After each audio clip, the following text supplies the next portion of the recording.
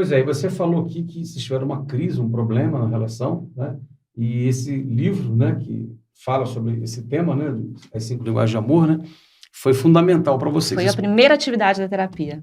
Uau! Mas vocês podem contar, né, sem se expor, se for o caso, né, o que aconteceu, como que aconteceu, o que foi, qual foi o problema que vocês tiveram, porque às vezes quem está assistindo lá é o problema que ele está vivendo, então é a forma mais fácil para ajudar ali, para o cara, opa, não preciso passar pelo que eles passaram, né?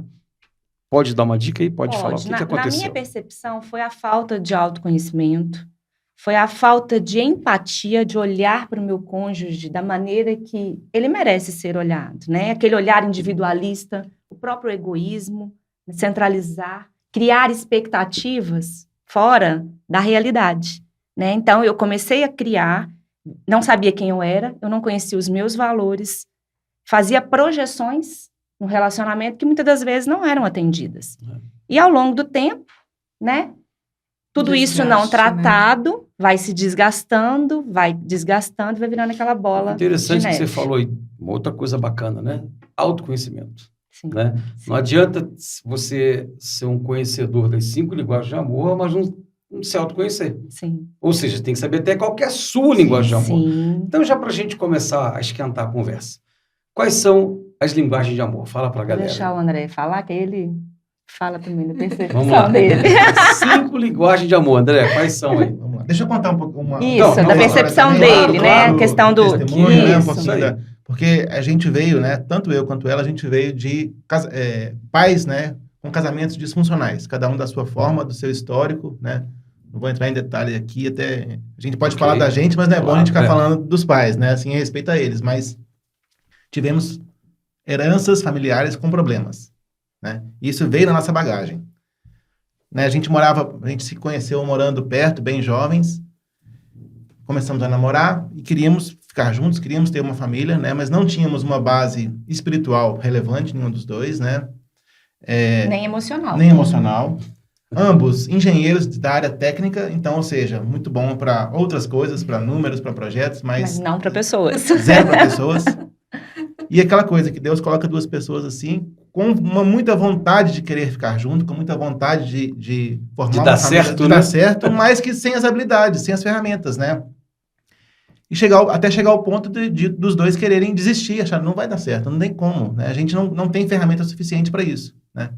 Foi aí que a gente passou por processo, né? Uma questão pessoal da conversão, uma questão de buscar uma terapeuta que indicou, né, o livro. Aí que entrou o livro, né? Em todo um processo de crescimento. Isso tem quanto tempo, André? De conhecimento.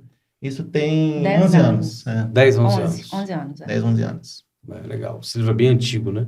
Bem tão antigo, atual, né? Isso nos motivou em todas as áreas, a querer ajudar pessoas, a querer entender mais de pessoas. Isso nos fez pais, acredito, melhores do que a gente. A gente não é perfeito, mas a gente conseguiu ser pais melhores do que a gente seria se não tivesse buscado esse conhecimento, né?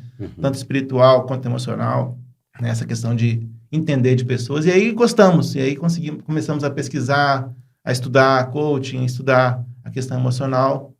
E, né, atendemos pessoas, ajudamos pessoas profissionalmente e também nos doando também para algumas pessoas que precisam, né? E, na verdade, quando a gente faz isso, a gente é que cresce mais, né? A gente é que aprende mais e a gente é que... Quem ganha é a gente, né? Deus devolve, né, da forma dele, mas a gente também, com o aprendizado, a gente cresce muito mais, né? A gente aprende muito mais e fixa tudo isso que a gente aprendeu, né? Então, isso fez muita diferença para a gente. E aí, né, a gente... nesse processo, nesse início do processo, lendo o livro, a gente aprendeu, né, que você pode se comunicar com seu cônjuge, você pode desejar que o seu cônjuge demonstre amor por você e você demonstrar para o seu cônjuge basicamente de 5 formas distintas, né? Tem algumas variações, alguns estudos, né? Algumas pessoas dizem que podem ter algumas pequenas variações, mas, a grosso modo, essas 5 aqui, da forma que a gente vai falar aqui, é o que é aceito e é o que é mais entendido como as mais faladas entre as pessoas, né? Eu lembro até que do livro, quando eu li, né? Eu li algumas vezes, ele fala a linguagem nativa, né? Isso. Que tem os dialetos também e tal, mas a linguagem nativa são as 5, mas tem algumas... Isso, né? Exatamente. Algumas pequenas variações, mas vamos lá. Então, vamos lá. São 5 linguagens. Primeiro, palavras de afirmação. Ok. A gente vai explicar depois cada uma delas. Tempo de qualidade, presentes, atos de serviço e toque físico. Muito bom. Vamos repetir, então? Só para o Vamos pessoal. Vamos lá. Primeira, Palavras de afirmação. palavra de afirmação. Isso. Depois, Tempo de qualidade. tempo de qualidade. Fica ligado aí, gente. Tempo de Vamos qualidade. lá. E aí você já vai pensando o que você gosta, o que seu cônjuge gosta. A gente vai explicar, mas o próprio nome já explica muita coisa, né? Terceiro, presentes. Presentes. Não pensa que é interesseiro, né? É, Vamos lá. na verdade, todos podem ser interesseiros. Né? Todos, né? Todos podem, né? Atos de serviço. Esse também pode ser bem interesseiro. Aham. E toque físico. Que também pode ser Também interesseiro. pode ser interesseiro. E muito.